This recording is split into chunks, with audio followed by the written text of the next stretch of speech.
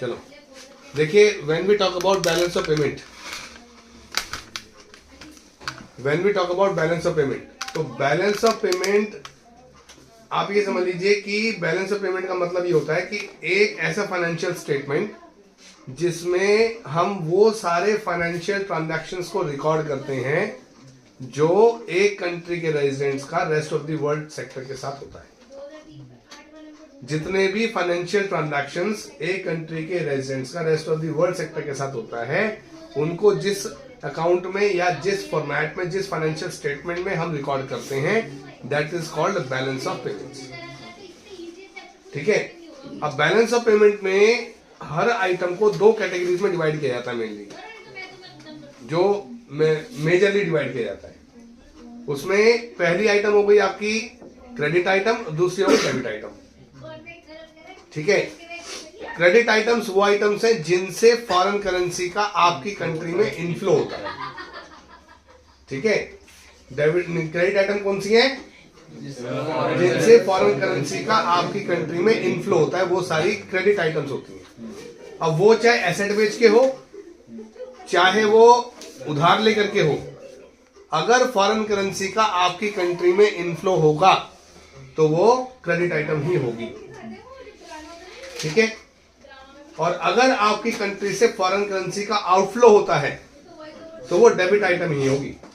चाहे आपने कोई फॉरेन एसेट परचेज करी हो, तो आपके यहां से फॉरेन करेंसी गई है तो वो आपकी डेबिट आइटम ही है।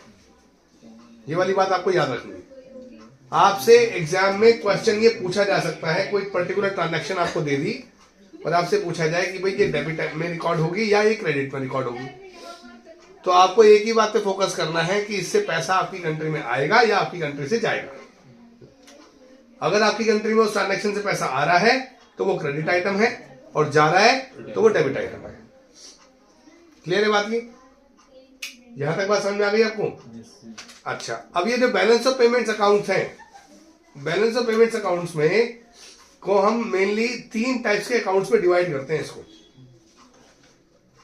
तीन टाइप्स के अकाउंट्स में, पहला अकाउंट है करंट अकाउंट, दूसरा है कैपिटल अकाउंट, और तीसरा है official reserve account. Official reserve account को कई बार कैपिटल अकाउंट का पार्ट ही शो कर दिया जाता है और कई बार उसको सेपरेटली शो किया जाता है। समझ के बात ये? जब हम करंट अकाउंट की बात करते हैं तो बैलेंस ऑफ पेमेंट के करंट अकाउंट में हम उन ट्रांजैक्शंस को रिकॉर्ड करते हैं जिनसे एक कंट्री के रेजिडेंट्स का स्टेटस, एसेट लायबिलिटी स्टेटस, वो चेंज नहीं होता।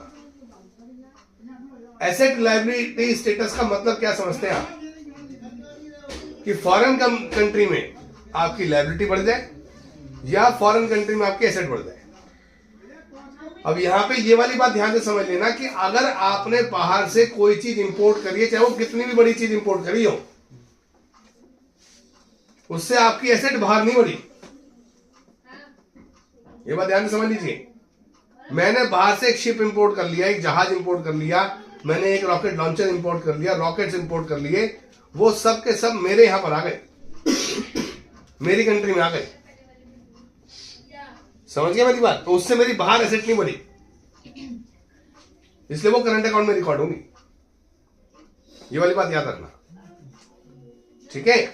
तो अब इसमें सबसे पहले हम एक बात करते हैं कि इसके अंदर जो करंट अकाउंट में ट्रांजैक्शंस रिकॉर्ड होती हैं, करंट अकाउंट में जो ट्रांजैक्शंस रिकॉर्ड होती हैं, उन ट्रांजैक्शंस में सबसे पहला आता है हमारा बैलेंस ऑफ ट्रेड, जिसको बीओटी भी बोला जाता है।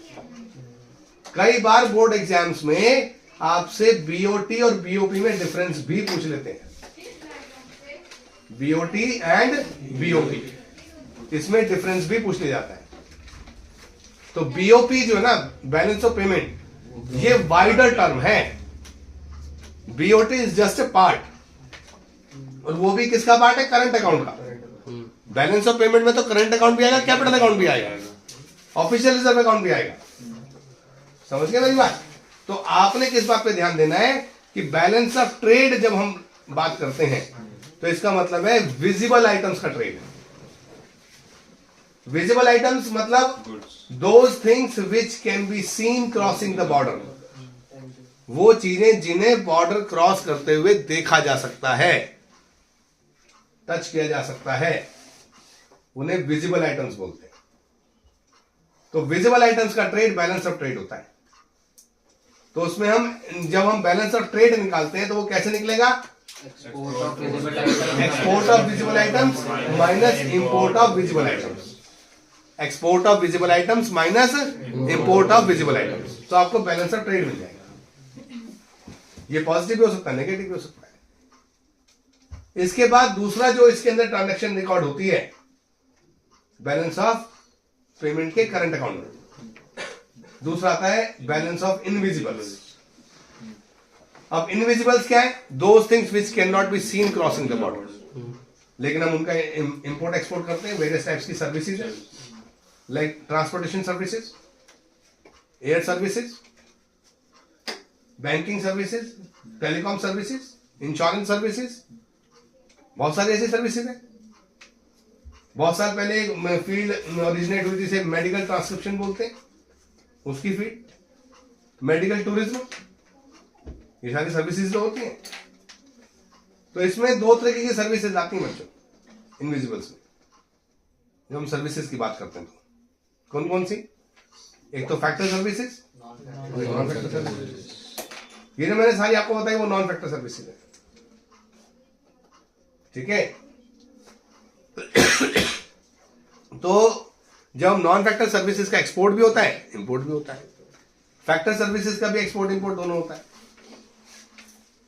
समझ गए बात ये? तो हम बैलेंस ऑफ इनविजिबल्स निकालते हैं। इसके साथ साथ इसमें एक टर्म और आती है जिसे बोलते हैं बैलेंस ऑफ ट्रांसफर्स। अब ट्रांसफर क्या होता है, ये मैंने आपको नेशनल इनकम में ही पढ़ाया था। ट्रांसफर्स क्या होते हैं? Those payments which are received without participating in any productive activity. Those payments which are received without participating in any productive activity. These are called transfers. इनको हम यूनिलैटरल ट्रांसफर्स भी बोलते हैं। यूनिलैटरल ट्रांसफर्स क्यों? क्योंकि वन साइडेड होता है। Gifts, grants, donations, ये सब आते हैं इसके अंदर। रेमिटेंसेस, ठीक है, ये आप फॉरेनर्स को देते भी हो और वहां से रिसीव भी करते हो, तो उनका बैलेंस भी निकाला जाता है। ये सब करंट अकाउंट में रिकॉर्ड होता है। यहां तक समझ में आ गया?